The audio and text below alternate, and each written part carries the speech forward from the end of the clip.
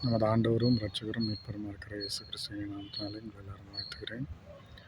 உங்களை மறுபடியும் சந்திப்பதில் தேவனுக்கு நான் நன்றிகளை ஏறெடுக்கிறேன்.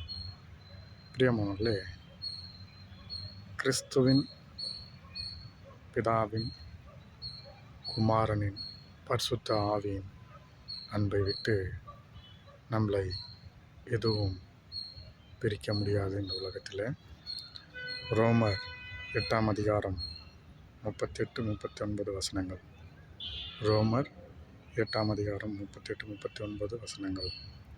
மரணமானாலும் ஜீவனானாலும் தேவதூதர்களானாலும் அதிகாரங்களானாலும் வல்லமைகளானாலும் நிகர்காரியங்களானாலும் வரும் காரியங்களானாலும் உயர்வானாலும் தாழ்வானாலும் வேறெந்த சிருஷ்டியானாலும் நம்முடைய கர்த்தராகிய கிறிஸ்து இயேசுவில் உள்ள தேவனுடைய அன்பை விட்டு நம்மை பிரிக்க மாட்டாது என்று நிச்சயித்திருக்கிறோம்.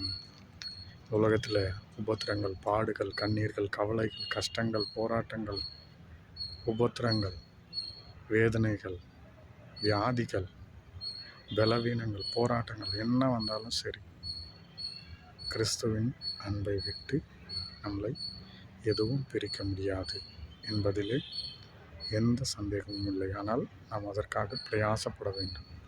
கர்த்தருக்குள்ளே நிலைத்திருக்க வேண்டும்.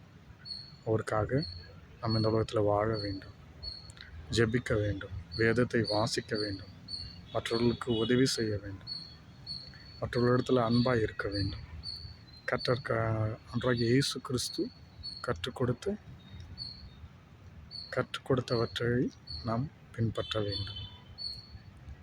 இப்படிப்பட்ட காரியங்களை நாம் செய்யும்போது இந்த உலகத்தில் என்ன பாடுகள் வந்தாலும் சரி, உபத்திரங்கள் வந்தாலும் சரி, போராட்டங்கள் வந்தாலும் சரி, வியாதிகள் வந்தாலும் சரி, கஷ்டங்கள் வந்தாலும் சரி, கவலைகள் வந்தாலும் சரி, கண்ணீர்கள் வந்தாலும் சரி, நாம் தேவனிடத்திலிருந்து பின்வாங்கி போக மாட்டோம் என்பதில் எந்த சந்தேகமும் இல்லை. தேவனுக்காகவே வாழ்வோம். அவர் சித்தத்தை இந்த பூலோகத்தில் நிறைவேற்றுவோம். என்ன நடந்தாலும் ஆண்டவரை விட்டுவிடாதீர்கள்.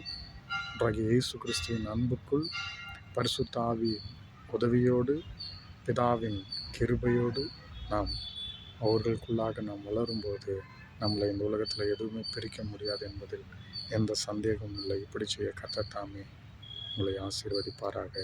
ஆமென்.